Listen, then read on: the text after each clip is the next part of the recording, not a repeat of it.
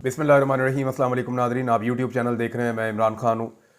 ख़बरें बहुत इंपॉर्टेंट हैं और बड़ी अफसोसनाक खबर है। सबसे पहले मैं आपके सामने रख देता हूँ, बन्नू में कैंट में अटैक हुआ है और ये दहशतगर्दी का एक बड़ा हमला था। दो खुदकुश बम्बार जो हैं वो पहले आए, पहले उन्होंने अटैक किया। AP न्यूज़ ने इसके बारे में जो इंटरनेशनल मीडिया ने रिपोर्ट किया है वो ये बता रहे हैं कि अस्पताल से जो इतलात आई हैं और जो इतलात खैबर पख्तूनख्वा में वहाँ की गवर्नमेंट के सोर्सेज ने दी हैं, उनके मुताबिक 12 लोग जाँ बहक हुए हैं और 30 के करीब ज़ख्मियों को अस्पताल में पहुँचाया गया है। ये जो अटैक हुआ है इसके बारे में मकामी सोर्सेज ने अभी तक रिपोर्ट किया है कि दो पहले धमाके हुए, ये दोनों खुदकुश धमाके थे। उसके बाद कुछ दहशतगर्दों ने बन्नू कैंट के अंदर दाखिल होकर तबाही फैलाने की कोशिश की। वहाँ पे सिक्योरिटी फोर्सेज ने उनके साथ इनकाउंटर किया, लेकिन उन धमाकों के नतीजे में एक मस्जिद की छत गिरने की इत्तला आई और कुछ आसपास के घरों को नुकसान पहुंचा। कुछ बच्चे शहीद हुए हैं, उनकी तस्वीर आ रही हैं। बड़े अफसोसनाक और तकलीफ देह मनाजिर हैं। और अस्पताल में जो सूरत हाल थी वो तो ऐसा लग रहा था क़यामत सुगरा है। दहशतगर्दी के वाक़यात आप और हम सब जानते हैं कि वो लगातार बढ़ते चले जा रहे हैं और पाकिस्तान इन पे कंट्रोल करने की कोशिश कर रहा है। दूसरी जानिब जो सिक्योरिटी ज़राए हैं उनका ये कहना है कि उन्होंने दहशतगर्दी के इस वाक़े पे काबू पाया है और उनके बकौल उन्होंने 6 दहशतगर्दों को मारा है जवाबी कार्रवाई में। और ये कार्रवाई बहुत देर तक जारी रही है और बलूचिस्तान के अंदर सूरत हाल वो भी आपके सामने है। यहाँ खैबर पख्तूनख्वा में सूरत हाल वो भी आपके सामने है। बलूचिस्तान में जिस शाहरा को, जिस सड़क को जिस वक्त चाहते हैं दहशतगर्द बंद कर देते हैं, जब चाहते हैं जहाँ पे चाहते हैं कत्लेआम कर देते हैं और लगातार कत्लेआम के वाक़यात हो रहे हैं। पाकिस्तान में बढ़ती हुई दहशतगर्दी के वाक़यात के हवाले से पाकिस्तान तहरीक-ए-इंसाफ बड़े लंबे अरसे से खबरदार कर रही है। अपोजिशन बार बार ये कह रही है कि पाकिस्तान की इंटेलिजेंस एजेंसियों को सिक्योरिटी के ऊपर तवज्जो देनी चाहिए और सिक्योरिटी ज़राए को अपनी पूरी कुव्वत और ताकत जो है वो पाकिस्तानियों के जानो माल की हिफाजत की तरफ लगानी चाहिए, जो उनका असल काम है। लेकिन सियासी इंजीनियरिंग के चक्कर में पाकिस्तान तहरीक-ए-इंसाफ बार बार ये एलिगेशन लगाती है कि उल्टा पाकिस्तान का नुकसान कर दिया जाता है और जो असल काम है उसकी तरफ फोकस रहता नहीं है। देखिए, एजेंसियों ने बहुत सारे काम पाकिस्तान में बड़ी कामयाबी से किए हैं। यानी अगर एजेंसियां काम करें तो ये रिजीम चेंज ऑपरेशन कर सकती हैं। एजेंसियां अगर चाहें तो मुल्क में सियासी जमातों को तोड़ सकती हैं, एक वज़ीर आज़म को घर भेज सकती हैं, दूसरे शख्स को वज़ीर आज़म बना सकती हैं। अदलिया को एजेंसियों ने पाकिस्तान में हाल ही में मगलूब किया है। मीडिया को मुकम्मल तौर पर कंट्रोल किया गया है। अगर पार्लिमान को रबड़ स्टैंप बनाया जा सकता है, मुखालिफ आवाज़ों को कुचला जा सकता है, तो फिर दहशतगर्दी क्यों ख़त्म नहीं की जा सकती? एक बड़ा सवाल है। और ये वो दहशतगर्दी है जो काफ़ी हद तक ख़त्म हो गई थी। पाकिस्तान ने बेशुमार बड़े बड़े ऑपरेशन किए, ऑपरेशन राह निजात, ऑपरेशन राह रास्त, ऑपरेशन ज़रब-ए-अज़्ब और बहुत सारे ऑपरेशन किए हैं। ये परवेज़ मुशर्रफ साहब के दौर से शुरू हैं और फिर ये 2018 के बाद तक जारी रहे हैं। बिलाखिर 20 साल की लड़ाई के बाद पाकिस्तान ने अमन हासिल कर लिया था, लेकिन ये अमन व अमान को एकदम नज़र खा गई। पाकिस्तान तहरीक-ए-इंसाफ ने इस हवाले से एक वीडियो जारी की है और वो जो वीडियो जारी की है वो एक डॉक्यूमेंट्री है। ज़्यादातर उसमें मुराद सईद की वो वार्निंग्स हैं जिसमें वो बता रहे हैं कि दहशतगर्द पाकिस्तान में आ रहे हैं, दहशतगर्दी लगातार पाकिस्तान में आ रही है। और मुराद सईद बार बार ये दावा करते हैं कि ये जो दहशतगर्दी पाकिस्तान में आ रही है ये बाई डिज़ाइन लाई जा रही है। अगर इस डॉक्यूमेंट्री को आप गौर से सुने तो इसमें मुराद सईद बार बार बता रहा है कि दहशतगर्दी बाई डिज़ाइन पाकिस्तान में लाई जा रही है। इसका नुकसान होगा पाकिस्तान को। हमें ईंधन ना बनाया जाए किसी नई जंग का, डॉलरों के लिए हमारा खून ना बहाया जाए। ये जून, जुलाई और अगस्त, ये वो 3 बड़े इंपॉर्टेंट महीने थे जब दहशतगर्द पाकिस्तान में आ रहे थे। उस वक्त इस डॉक्यूमेंट्री में दिखाया गया कि राणा सनाउल्लाह साहब और जो मौजूदा हुकूमत है, जो PDM की उस वक्त की सरकार थी, आज भी वही हुकूमत में है, वो डिनाइल में थे। वो ये कह रहे थे कोई दहशतगर्द पाकिस्तान में नहीं आ रहे, किसी दहशतगर्द को पाकिस्तान में नहीं लाया जा रहा। ये जो फार्मूला था ये जनरल बाजवा का फार्मूला था। अफगानिस्तान के अंदर जब हुकूमत तब्दील हो गई और तालिबान ने अपनी अबूरी हुकूमत बनाई तो उसके बाद जनरल बाजवा का एक डिज़ाइन था कि जो TTP के लोग हैं उन्हें पाकिस्तान में वापस लाया जाए।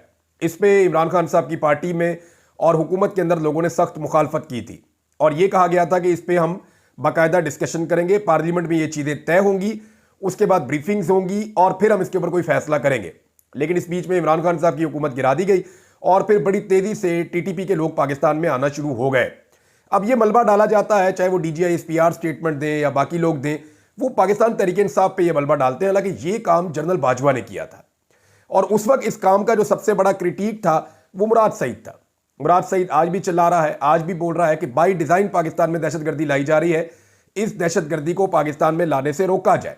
और वो ये समझते हैं मुराद सईद कि ये कुछ ऐसी चीज़ें हो रही हैं जिनके नतीजे में पाकिस्तान में सिविल स्ट्रक्चर को नुकसान होगा और इसके नतीजे में पाकिस्तान एक नई जंग में झोंक दिया जाएगा। आम पाकिस्तानियों को और पश्तूनों को इसका नुकसान होगा, बलूचिस्तान में और खैबर पख्तूनख्वा में खून बहेगा और एक नई जंग शुरू कर दी जाएगी, जिसको वो डॉलरी जंग का नाम देते हैं कि जनाब ये डॉलरों के लिए एक नई जंग होने जा रही है। अब देखें ना, अगर मुखालिफ आवाज़ों को कुचला जा सकता है पाकिस्तान में, तो फिर दहशतगर्दी क्यों नहीं रोकी जा सकती?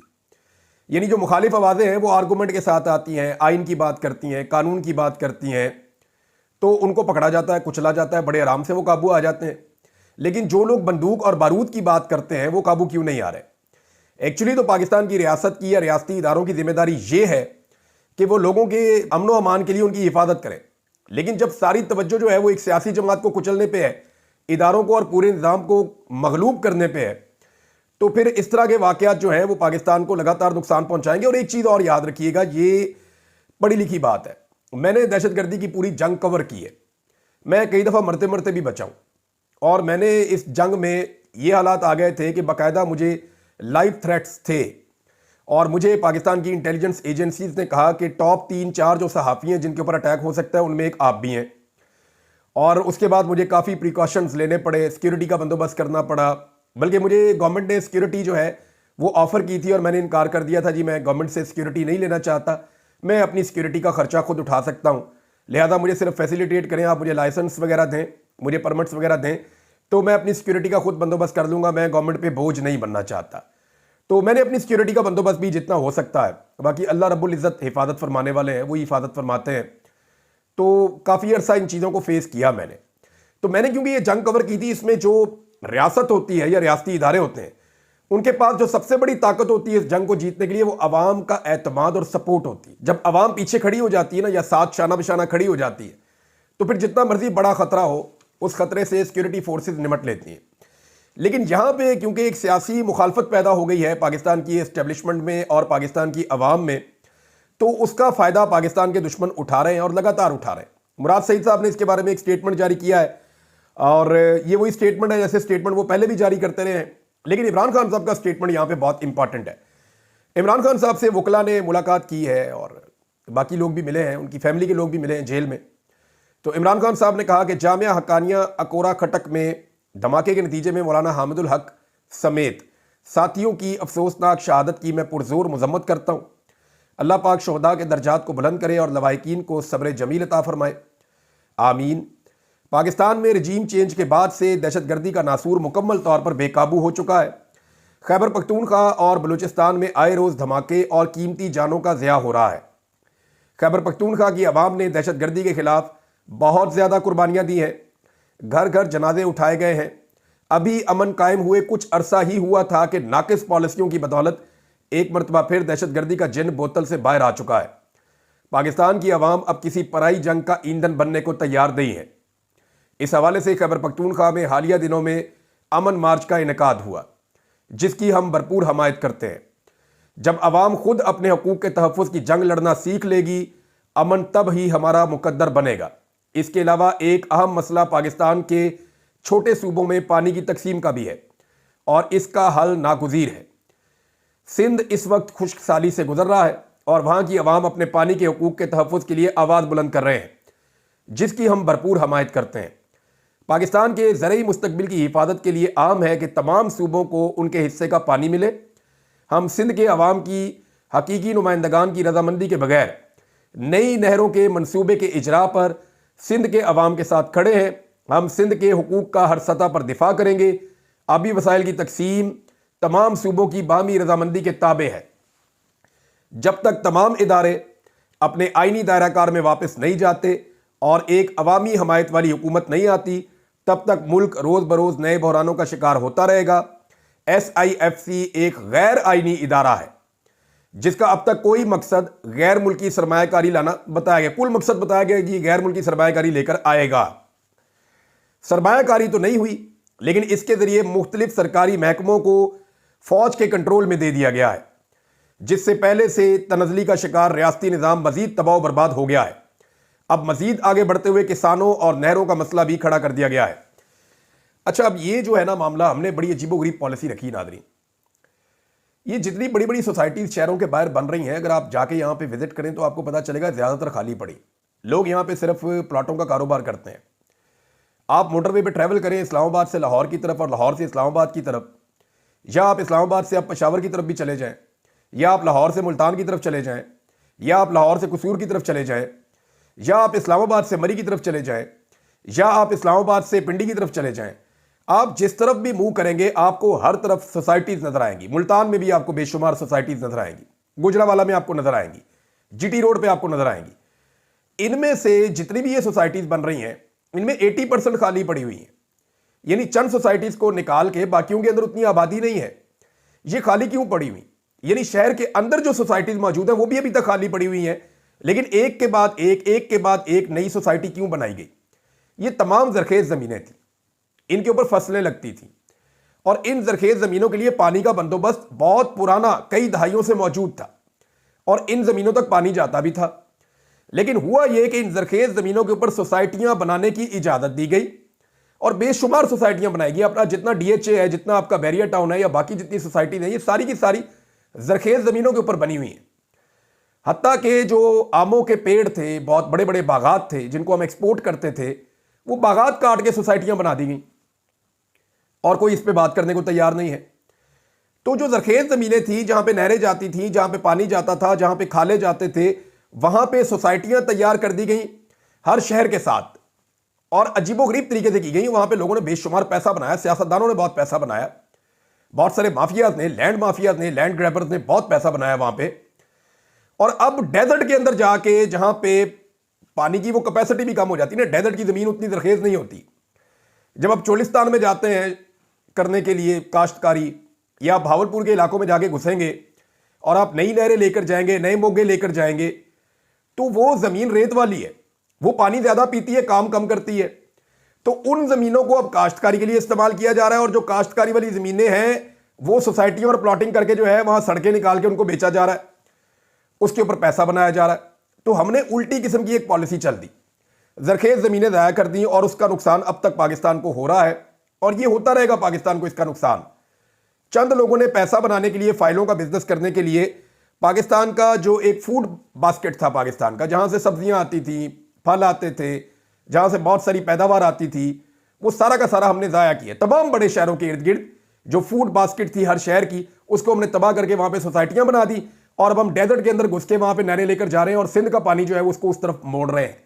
इस पे जो है वो पाकिस्तान पीपल्स पार्टी पहले बहुत शोर मचाती थी, अब उनका मुंह ही नहीं खुलता। वो इसलिए कि इसके पीछे SIFC है, और SIFC के अंदर जो है वो आर्मी चीफ भी हैं, लिहाजा वहां उनकी जबान ही नहीं खुलती, वो बात ही नहीं कर सकते। लेकिन फिर भी उनके लोग कहते हैं जो पंजाब में है कि हमारे अंदर लावा पाटने वाला है, कोई मसला होने वाला है बहुत बड़ा। तो ये तो एक अर्दली हुकूमत से भी बहुत कमज़ोर है पाकिस्तान पीपल्स पार्टी। उन्होंने तमाम आईनी ओहदे भी हासिल किए हैं, और उन्हें इस बात की भी उम्मीद है कि बिलावल को इसी दौरे हुकूमत में वज़ीर आज़म पाकिस्तान भी बना दिया जाएगा। अब इमरान खान को तोड़ने के चक्कर में, उसे कमज़ोर करने के चक्कर में सारे गलत फैसले इस मुल्क में किए गए हैं। हत्ता कि इमरान खान साहब की और अलीम खान साहब की लड़ाई क्या थी? बकौल इमरान खान साहब के मामला इतना ही था ना, उस्मान बुज़दार साहब भी बताते थे ये बात कि अलीम खान साहब कुछ NOC चाह रहे थे, वो इमरान खान साहब नहीं देते थे, कि वो जरखेज ज़मीनें हैं वो उनके बारे में कुछ और सोचते थे और ये कुछ और सोचते थे। जो ग्रीन एरिया है वो उसको ब्राउन करना चाहते थे, लेकिन LDA में वो कर नहीं रहे थे, इमरान खान साहब की हुकूमत और उनके साथी। तो यहाँ पे इख्तलाफात पैदा हो गए अलीम खान के और इमरान खान साहब के, और उसके बाद मामला चला गया कि उस्मान बुज़दार को हटाया जाए, नया वज़ीर आला लाया जाए ताकि ये काम करवा लिया जाए। बहरहाल ये एक खेल चल रहा है, और इमरान खान साहब को सिर्फ डीफेम करने के लिए, उनको मंजर से हटाने के लिए सारे लोग इकट्ठे किए गए हैं। ये वो सारे लोग हैं जिन्होंने पाकिस्तान का पैसा निचोड़ लिया है और पाकिस्तान का सारा नक्शा ही बदल दिया है। जहां से हमारी खुराक आती थी वहां से इन्होंने प्लांट निकाल दिए हैं, और जहां पे हमें पानी नहीं लेकर जाना था कभी भी, वहां पे अब पानी लेकर जा रहे हैं, और जहां पानी जाना चाहिए वहां का पानी का हक मार रहे हैं। तो सारी उल्टी गंगा बह रही है। सनाउल्लाह मस्ती खेल साहब जो है MNA है पाकिस्तान तहरीक इंसाफ के, उन्होंने एक बड़ा दावा किया मीडिया से बात करते हुए। अच्छा, पहले वाले सर्वे का तो मुझे पता था, ये वाले का मुझे नहीं पता था। उन्होंने कहा जी आर्म फोर्सेस के अंदर भी सर्वे होता है, और ये बात ठीक है, वो अपने अंदर उनका एक मैकेनिज्म, एक सिस्टम है, वो पल्स रिपोर्ट एक चेक करते रहते हैं कि यहाँ पे कौन मकबूल है, कौन गैर मकबूल है, आर्म फोर्सेस इसके बारे में क्या सोच रही हैं। तो ये चलता रहता है। सनाउल्लाह मस्तीखेल साहब ने दावा किया कि 5-6 दिन पहले आर्म फोर्सेस ने एक सर्वे करवाया है, और ये ब्रेकिंग न्यूज़ उन्होंने दी कि हर साल ये एक सर्वे होता है, लेकिन इमरान खान साहब के जाने के बाद से ज़रा ये मल्टीपल टाइम पे करवाए जाते हैं सर्वे, और ज़्यादा सर्वेज होते हैं। ग्राउंड पे इमरान खान साहब की पॉपुलैरिटी को चेक किया जाता है, तो आर्म फोर्सेस के सर्वे में 94%, 94% सर्वे इमरान खान साहब के हक में आया है। ये मकबूलियत है इमरान खान साहब की।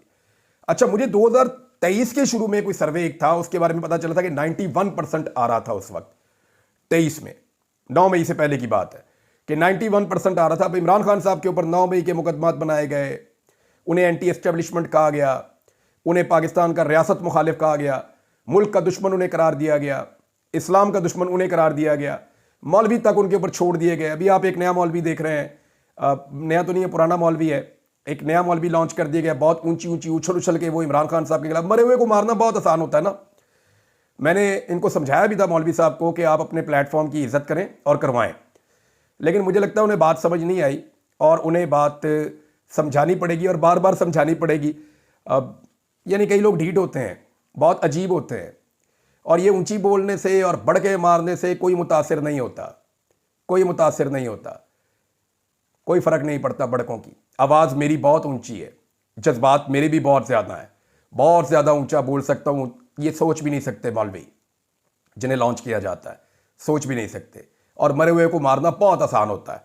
तो करके देख लो, मैं देखूंगा 2-4 दिन में, जब टाइम होगा तो जवाब दूंगा कि जनाब अली जो चीज़ें आपने कही हैं उनकी हकीकत क्या है। इंजीनियर साहब के लिए एक चीज़ छोड़ जाता हूँ। इंजीनियर साहब, आपके आसपास बहुत सारी किताबें पढ़ी हुई हैं, इनमें कुरान पाक भी है, इसमें अहादीस की कुतब भी हैं। आप किसी एक किताब पे हाथ रख के बताएं कि आपने मुझे फ़ोन करके इमरान खान साहब जब वज़ीर आज़म थे उनसे मिलने के लिए ख्वाहिश का जो इजहार किया था वो किन अल्फाज में किया था। आप तो कहते हैं ना कि आप इमरान खान से मुतनफ़र हुए 2014 में, जब वो एस्टेब्लिशमेंट के साथ मिल गए और उन्होंने जाके धरना दे दिया। आप सिर्फ ये बता दें कि जब 2018 में वो वज़ीर आज़म पाकिस्तान बने, तो 2020 के आसपास, 21 के आसपास आप इमरान खान साहब से मिलने के लिए बहुत बेताब थे, और आपने बड़ी कोशिश की इमरान खान साहब से मुलाकात करने के लिए, और आपने कई लोगों से राब्ते भी करवाए। फिर आपने मेरे से राब्ता किया, मेरा जवाब मैं आपको बता दूंगा मैंने आपको क्या दिया था, और आप इमरान खान साहब से क्यों मिलना चाहते थे, और उसके लिए आप किस किस्म की लिसियां लगा रहे थे, और आप क्या बात ऐसी कर रहे थे। देखिए, मुझे एग्जैक्टली पता है कि आपको बुग़्ज़ क्या है इमरान खान पे, मुझे एग्जैक्टली पता है कि आपको इमरान खान पे गुस्सा क्या है, मैं जानता हूं। मैं आपकी इज्जत रखना चाह रहा हूं, आपको पंगे लेने का शौक है। तो अगर आपको इतना ही शौक है पंगे लेने का, तो भाईजान जिन्होंने आपको लॉन्च किया है ना, जो आपको इस वक्त डील कर रहे हैं, जो आपको इस वक्त चाबी भर रहे हैं, वो मेरा कुछ नहीं बिगाड़ सके, क्योंकि मेरे रब ने मुझे ये तौफीक दी कि उसने मेरे सामने सच्चाई खोली है। तो मेरे रब ने मेरी आंखें खोली हैं और मैंने खुलकर सच को बोला है, और आइंदा भी इंशाल्लाह बोलता रहूंगा। तो मरे हुए को मारना तो बहुत आसान होता है, आज बैठ के फैज़ हमीद को 4 गालियां दे देना, ये कौन सी बात है। फैज़ हमीद क्या बेचता है, वो गिरफ्तार हो गया, कोई भी उसको गाली दे सकता है। नदीम अंजुम का नाम लीजिए, मौजूदा DGISI का नाम लीजिए, जनरल आसिम मुनीर साहब का बताइए कि वो क्या कारनामा कर रहे हैं, किस तरह मुल्क को चला रहे हैं, बताएं ना उनके बारे में। जनरल फैज़ हमीद के गुनाह तो इतने से थे, बहुत छोटे से थे। अब जो फस्तायत, जुल्म और जबर हो रहा है, ये तो बहुत बड़ा है। क्या जनरल फैज़ हमीद ने कितनी औरतें उठाई थी पॉलिटिकल पार्टीज की, मुझे बताएं ना। कितने घरों की चादर और 4 दीवारी का तकद्दुस पामाल किया था। मैं उसका केस नहीं लड़ रहा, मेरी तरफ से भाड़ में जाए वो भी, लेकिन मामला ये है कि आप ये बताएं कि क्या ये गुनाह बड़े नहीं है जो आप बोल रहे हैं। बहरहाल मैं किधर मौलवी के चक्कर में पड़ गया, इनको मैं जवाब दूंगा तसल्ली के साथ। इन्होंने कुछ ऐसी चीजें बोली हैं, कुछ ऐसे हकायक इन्होंने मसक किए हैं, कुछ ऐसे झूठ इन्होंने बोले हैं जिसके बाद मेरे दिल से ये उतर गए हैं। और दूसरी बात यह है कि मैं आपको सुनता था, मैंने कभी नहीं कहा कि मैं आपका शागिर्द हूं। मैं आपको भी सुनता था और 1 दर्जन और उलमा इकराम है उनको भी सुनता था, और इस तरह तो फिर मैं सारों का ही शागिर्द हो गया। यानी मैं जिसका भी वीलॉग सुनूंगा, मैंने अब तक मेरे ख्याल में कोई 300-400 मौलवियों के वीलॉग सुने हैं, तो मैं सबका ही शागिर्द हो गया। फिर इसका मतलब है मेरे तो उस्ताद ही खत्म नहीं होंगे। तो मैंने सबसे कुछ ना कुछ अच्छा सीखा, और जिन दिनों में मैं दीन की तरफ रागिब हो रहा था उन दिनों में मैं आपको भी सुनता था, इसलिए मैं आपकी बड़ी इज्जत करता हूं। लेकिन मुझे नहीं लगता आपको इज्जत रास है, और जो आप पंगे ले रहे हैं आपको इंशाल्लाह तसल्ली आपकी हो जाएगी, आपकी तसल्ली हो जाएगी, क्योंकि आप मरे हुए को मार रहे हैं और आप मुनाफकत कर रहे हैं। मैं ये साबित करूंगा कि आप मुनाफकत कर रहे हैं, आप मुनाफकत कर रहे हैं, और ये साबित हो जाएगा, बड़े आराम से साबित हो जाएगा। और ये जो आपको शौक है ना बैठ के मुनाजरे करने का, तो आपके दरवाजों से बेचारे उलमा इकराम कई दफा वापस गए, जहां मुनाजरा करना है वहां से तो आप दौड़ जाते हैं, कभी बात ही नहीं सुनते। उलमा इकराम आपके शहर के अंदर पहुंचे, आपके सामने आकर बैठे, आपको हर जगह पे उन्होंने कहा हमारे साथ मुनाजरा करें, आप मुनाजरा करने के लिए कभी तैयार ही नहीं हुए। तो जिनसे मुनाजरा करना है उनसे तो आप दौड़ जाते हैं। एक छोटे से कमरे के अंदर बैठ के वहां बैठ के चिल्लाना, ऊंची बोलना, पुढ़कते रहना, इससे कोई बदमाशी नहीं होती, इससे कोई बहादुरी नहीं होती। जनाब आप मेरे घर आप मिलने आना चाहते थे और आपने कहा जी मेरी जान को खतरा है, मैं नहीं आ सकता इमरान भाई। मैं कहा जी ना, आपकी बड़ी मेहरबानी। मुझे रियासत से खतरा था, आपको तो एक आधे जत्थे से खतरा था, मैंने तो तालिबान भुगते हैं, बड़े बड़े खतरे भुगते हैं, कई दफा मरते मरते बचा हूं। तो आप क्या बेचते हैं जनाब? कभी उल्टा लटक के आपको 10 15 20 डंडे पड़े हो ना लकड़ी के, तो आपको पता चल जाए कि आपका इनकलाब निकलता कहां से है। मैं वो सारा कुछ भुगत के आया हूं और फिर अपनी वही बात कर रहा हूं जो बात मैं करता था और वो करता रहूंगा। तो आपने मुझे माफ नहीं करना मेरे गुनाहों पे, मेरे रब ने मुझे माफ करना है मेरे गुनाहों पे। जो आपका अंदाज है ना बोलने का, जो बदतमीजी का आपका तरीकाकार है, आप ना मजबूर करेंगे कौम आपको उसी तरह मुखातिब करना शुरू कर दे। अपनी इज्जत करें दूसरों की और अपनी इज्जत करवाएं आप, यही आपके लिए बेहतर होगा। अब तक के लिए इतना ही, अपना ख्याल रखिएगा नाज़रीन, अपने इस चैनल का भी। अल्लाह हाफ़िज़।